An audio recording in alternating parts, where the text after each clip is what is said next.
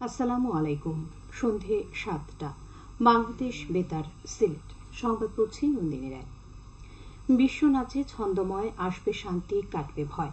এই প্রতিপাদ্যকে সামনে রেখে সারা দেশের মতো সিলেটেও আজ পালিত হয়েছে আন্তর্জাতিক নৃত্য দিবস। নৃত্য হল মানুষের মনোজাগতিক প্রকাশভঙ্গি, কেননা নৃত্য ও এর ভাষা কাজ করে এক সূত্রে। প্রতি বছরের ২৯শে এপ্রিল নানা উৎসব আয়োজনের মধ্য দিয়ে দিবসটি পালিত হয়। ১৯৯৫ সাল থেকে বাংলাদেশে পালিত হয়ে আসছে বিশ্ব নৃত্য দিবস। মূলত দিবসটি উদযাপন করা হয় ব্যালে নৃত্যের স্রষ্টা জে জস নুভেরের জন্মদিনে। এই মহান শিল্পীকে চিরস্মরণীয় করে রাখতেই ১৯৮২ সালে ইউনেস্কো ২৯শে এপ্রিলকে আন্তর্জাতিক নৃত্য দিবস হিসেবে পালন করার ঘোষণা দেয়। দিবসটি উপলক্ষে সিলেটে নানা কর্মসূচি গ্রহণ করা হয়েছে। কৃষিমন্ত্রী বীর মুক্তিযোদ্ধা উপাধ্যক্ষ আব্দুস শহীদ ৩ দিনের সরকারি সফরে আজ সন্ধ্যায় মৌলভীবাজারের শ্রীমঙ্গলে আসছেন।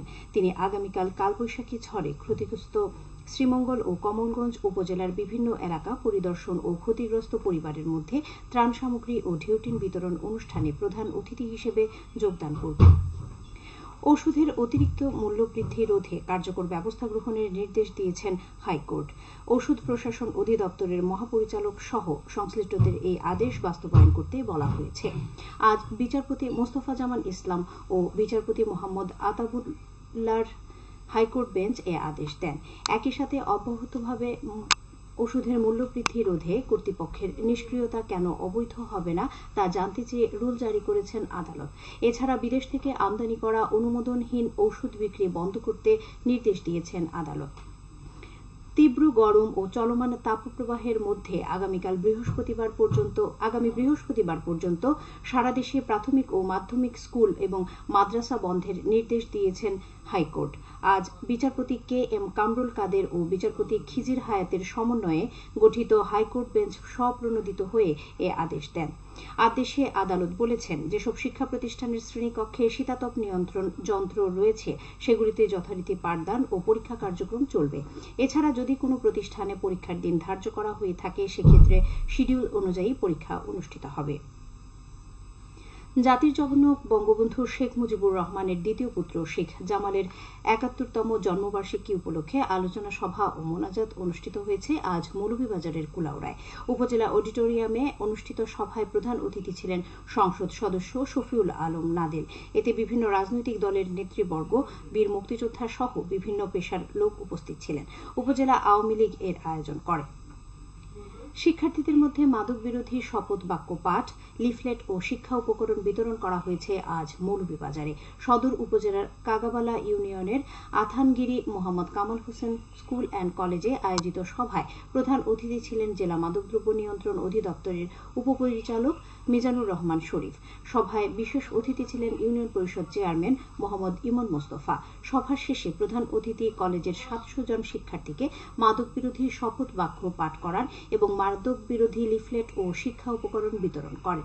জেলা মাদকদ্রব্য নিয়ন্ত্রণ অধিদপ্তর এর আয়োজন করে। সিলেটের বিয়ানীবাজার পৌর এলাকার ফতেপুর বড়বাড়ি রাস্তার আরসিসি ঢালাই কাজ শেষ হয়েছে।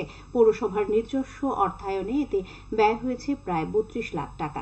শিগগিরই এর উদ্বোধন করা হবে। খেলার খবর, ক্রিকেট। সিলেট জেলা স্টেডিয়ামে দ্বিতীয় বিভাগ ক্রিকেট লিগের আজকের খেলায় হোয়াইট মোহামেডান ৬ উইকেটে স্টার্স ইউনাইটেড ক্লাবকে পরাজিত করে।